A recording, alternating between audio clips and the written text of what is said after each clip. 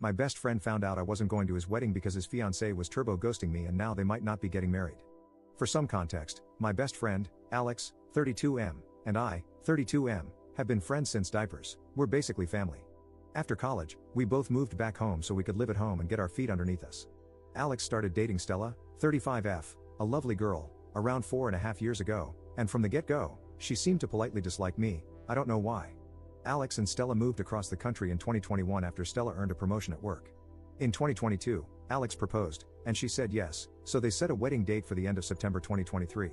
I received a save the date card at the beginning of the year and, based on the conversations I had with Alex, assumed I would be in the wedding party, either as a groomsman or the best man, but never received any official confirmation from either of them. A couple of months before the wedding, I saw that wedding invitations had gone out on social media and figured mine was en route. It never came. I waited a couple of weeks, thinking it might have just gotten lost in the mail, before I checked in with him. I called Alex and had a brief conversation with him where he was clearly agitated. He said he was dealing with a lot and would be incommunicado for the near future. He instructed me to direct any wedding-related questions to Stella and mentioned he'd call me when things cooled off. I called, texted, and emailed Stella several times over the course of a week, but she didn't respond to any of them. At this point, I figured I wouldn't be attending the wedding, and that things were really messed up between the two of us for some reason. Yesterday, a little over 3 weeks after our last conversation, Alex DM'd asking if I was free for a chat. I jumped at the opportunity to get some answers, and we FaceTimed each other.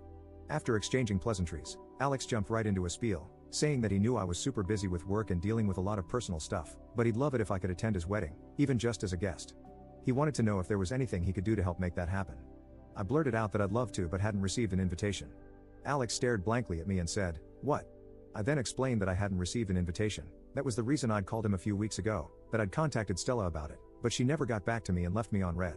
I also mentioned that I had no idea what he was talking about regarding me dealing with too much to be involved in the wedding.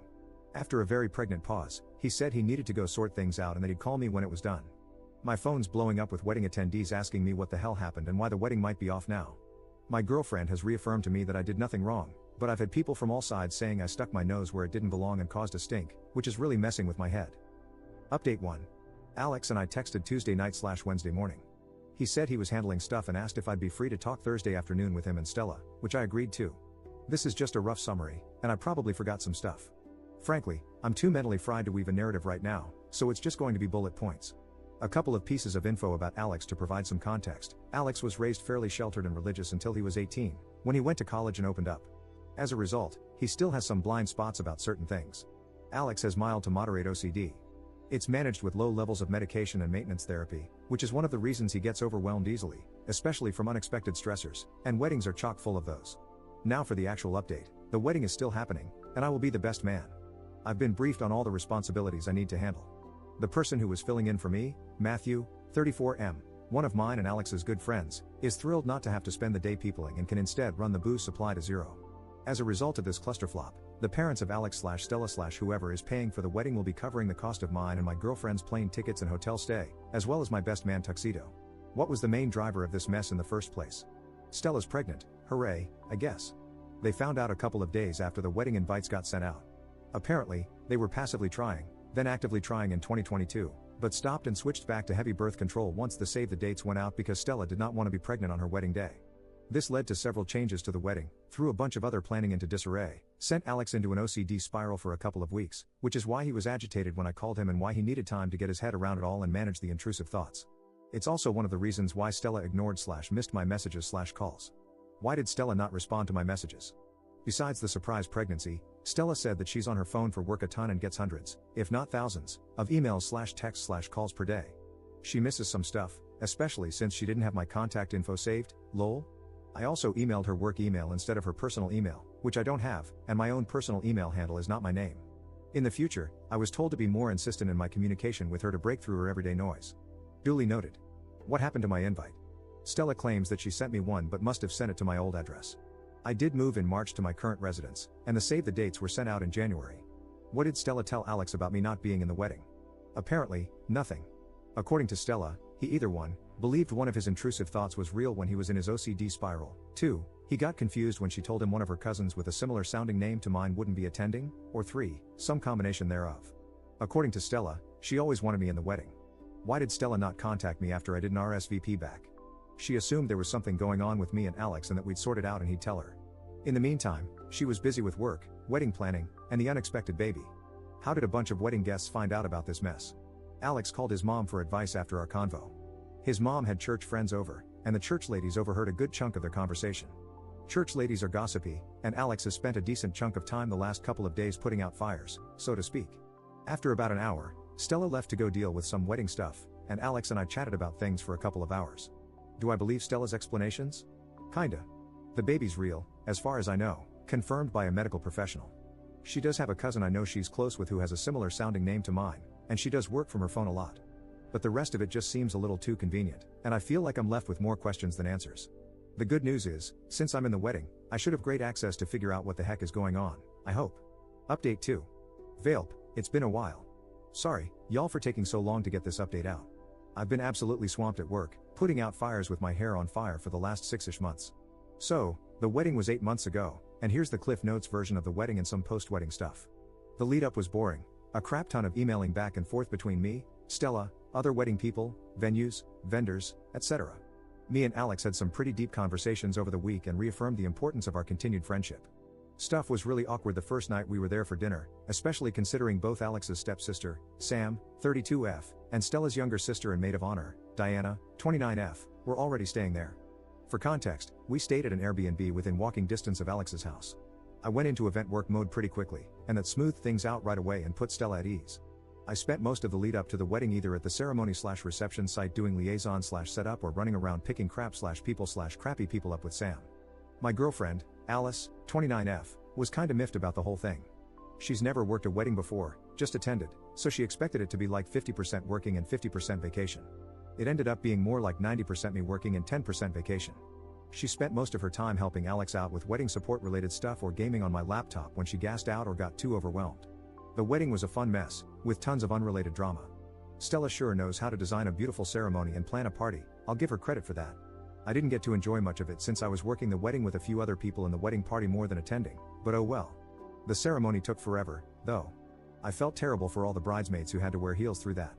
Unfortunately, there was no gotcha moment or come to Jesus moment where I got the full story as to why the drama with Stella happened, but based on what I observed while working the wedding, I think I've been able to piece together roughly what went down. Why wasn't I the best man? I think this had more to do with Stella's parents, Ken and Karen, both in their 60s, than her, although she still doesn't like me. Here's my main reasoning. Ken and Karen were paying for the majority of the wedding, more than Stella, Alex, and Alex's parents combined. Alex and Stella sketched out pretty early what they wanted the wedding to look like. Throughout the process, Stella made several significant changes out of the proverbial blue. For example, they originally agreed on a smaller wedding, something like 50 to 60 people, but then one day, randomly, Stella asked for and wanted a big wedding. Alex didn't really care all that much and just figured she changed her mind. He just somehow missed that most of these changes occurred after Stella either had a phone call or an in-person meeting with her parents, which is on brand for him. Her parents were very standoffish towards me, to be expected, the feelings mutual, and made a lot of frankly weird comments about Stella's younger brother, Chase, 23M, who is totally not a cokehead. Often, these comments were made in comparisons between us that flattered him, and they kept insisting he was perfect best man material. Alex has barely met Stella's parents, maybe a dozen times over the last 5 years. Every time they visit for the holidays, Stella has them leave early for whatever reason, and Stella rarely initiates calls with them. Stella acts really weird around her parents. Around everyone else, she's a strong modern woman, but around her parents, she gets super meek. For example, her mom asked her to drive to some specific store over an hour away to get her a specific food item in the middle of wedding planning, and she just did it without any protest, leaving the rest of the wedding party in a lurch. When she got back 3 hours later, her mom took like 2 bites and then threw it away. If I hadn't seen this with my own 2 eyes, I wouldn't have believed it, it was that bizarre. Lots of other innocuous crap that individually means nothing, but when combined together, provide a decent amount of circumstantial evidence. So here's what I think happened, roughly. Ken and Karen wanted Chase to be the best man in the wedding, while Alex really wanted me to be the best man. Rather than make a choice, Stella appeased both parties by telling them what they wanted to hear while making no actual decision. The longer it went on, the more complex the lying got. When Alex had his breakdown, Stella saw a way to get out from under her Gordian knot of lies by taking advantage of the crisis. Unfortunately for her, Alex came to his senses before the wedding, started asking questions, and when push finally came to shove, she chose her relationship over whatever the hell is going on with the family, much to their apparent chagrin. Why does Stella not like me? I have 2 main guesses here, I swear a lot. I tend to forget that most people don't use the word FCK as a noun, verb, and adjective on a day-to-day basis. Since I was working the wedding and on my best behavior, I cut down on my swearing by a good 90%. This led me to notice that any time I swear, or anyone for that matter curses, Stella has a little grimace or cringe reaction. Stella herself also rarely curses, and if she does, it's something pretty small like hell or damn it, followed by a quick apology. It's probably exacerbated by the fact that despite my generally unprofessional behavior, I hold a fairly professional job. The dissonance can bother folks. Politics, and before people freak out, I'm somewhere between a democratic socialist and socialist on the political spectrum. I am a far cry from conservative, but for Stella, that's not far enough left. As far as I can tell, she's either a tanky or tanky adjacent. This has been more or less confirmed to me based on her social media engagement relating to the major geopolitical events of the last 6 months or so.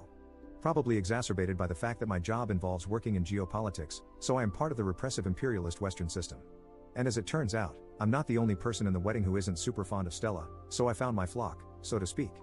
Post-wedding stuff, Alex and Stella had a healthy baby girl named Iris, and Sam and I are the godparents. Alex and I have been talking a lot more. For whatever reason he asks me for childcare tips, like, bruh, I'm just as lost as you hear. We've set up a weekly gaming session where we're slowly slogging through Baldur's Gate 3 with Sam and Matthew. As far as I know, Alex and Stella are in couples counseling, which seems to be helping from my vantage point. Stella was weirdly against it, but Alex pushed for it so he could be a better husband to her, and she relented. As far as I know, Stella's already back at work and on most of her pre-baby schedule. Alex's stepsister Sam has been checking in on them periodically, and according to her, there are no major red flags at the moment. Stella actually texts/emails me stuff now. It's mostly baby pictures, but it's a step in the right direction, and I appreciate it. I send cat pictures in response. Hopefully, this is the last update. My life got far too interesting for that month, and with my current workload, I doubt I could mentally handle more drama.